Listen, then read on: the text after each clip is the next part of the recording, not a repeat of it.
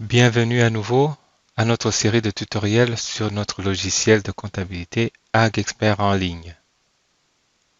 Aujourd'hui, nous allons parler de la configuration du plan comptable dans le logiciel. Si vous voulez configurer une entreprise, mais vous avez déjà des livres avec des informations provenant d'un autre système de tenue de livres, vous aurez besoin d'avoir à portée de main au moins la balance de vérification et le bilan à la dernière date de l'exercice écoulé, car ils fourniront les informations financières requises. Pour commencer, connectez-vous à notre compte AgExpert, sélectionnez Plan comptable dans la colonne de navigation. Le plan comptable d'AgExpert Comptabilité est organisé en 5 catégories: actifs, passifs, capitaux propres, revenus et dépenses. Les numéros de compte d'AgExpert sont composés de 4 chiffres allant de 1000 à 5999. Dans chaque catégorie, vous trouverez différents types de comptes. Dans la catégorie actifs, il y a comptes bancaires, il y a aussi les comptes d'actifs, les comptes de stock et enfin les comptes d'immobilisation. Dans la catégorie passifs, les types sont compte de carte de crédit. Ces types de comptes agissent de la même façon que les comptes bancaires. Vous pourrez les choisir pour payer vos factures, rembourser votre balance ou transférer des fonds vers un autre compte bancaire. La deuxième catégorie est compte de prêt et enfin les comptes de passifs. Si votre entreprise est une entreprise individuelle ou une société de personnes, vous aurez besoin de ces 3 types dans votre section capitaux propres. Il y a des comptes de retrait personnel, des avances personnelles, ainsi que les comptes de capitaux propres. La catégorie compte de revenus comprend les comptes de revenus, ainsi que les types de comptes de rajustement de stock. Et enfin la catégorie de dépenses. Celle-ci est la seule à avoir un seul type, juste dépenses. Voyons comment de nouveaux comptes sont ajoutés dans notre programme de comptabilité. Pour ajouter un compte, vous devrez déterminer si le compte doit faire partie d'un groupe ou non. Les comptes de groupe fourniront le solde total de tous les sous-comptes créés dans ce groupe. À titre d'exemple, je vais ajouter un nouveau compte bancaire dans mes livres. Je vais cliquer sur « Ajouter un compte d'actifs ». Dans mon plan comptable, je vois des nombres disponibles entre 11,10 et 11,20. Ceci me permet de choisir n'importe quel nombre qui n'a pas encore été utilisé dans cette plage. Je vais utiliser le nombre 11,15. Je vais le nommer Banque US, compte épargne, qui me servira de faire des transactions dans mon compte en dollars américains. Je dois changer le type de compte à compte bancaire et enregistrer.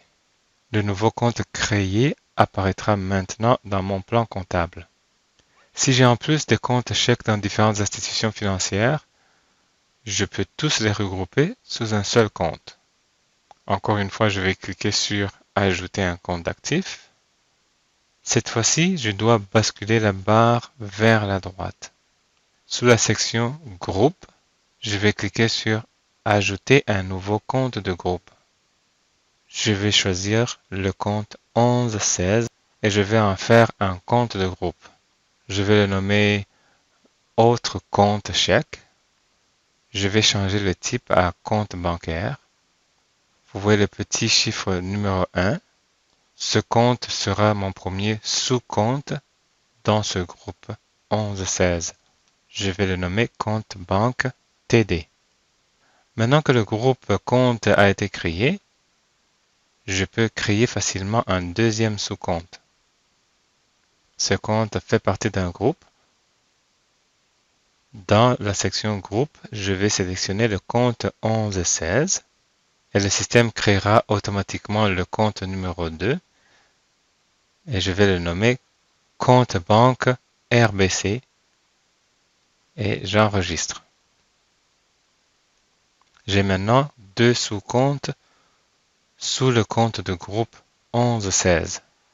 Les totaux des comptes groupés sont dans une couleur bleu clair.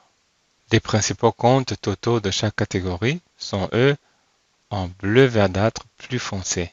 Par exemple, ce total est le total de tous les comptes d'actifs à court terme. Certains comptes nécessitent cependant plus de détails. Prenons cet exemple. J'ai récemment acheté des moutons. Il me faut donc avoir un compte d'inventaire de moutons, mais également un compte de dépenses. Commençons avec le compte d'inventaire.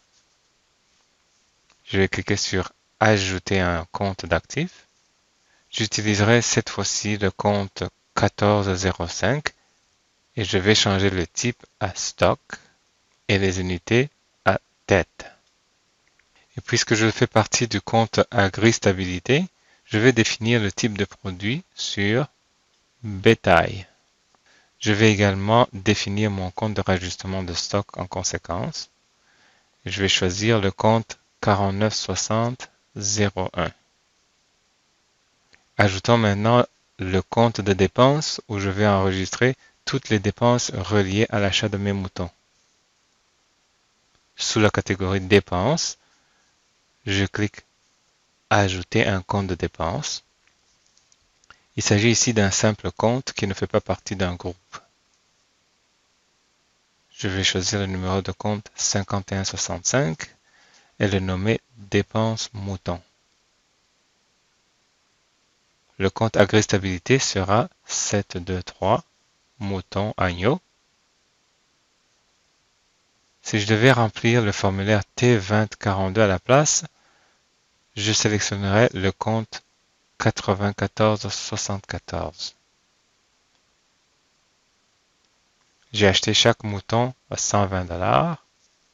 Dans mon cas, je n'ai pas de taxes, mais si je devais payer des taxes dans une dépense liée à ce compte, je définirai les taxes ici. Et voilà, c'est terminé. Une fois que la plupart de mes comptes sont configurés, je peux commencer à saisir mes transactions.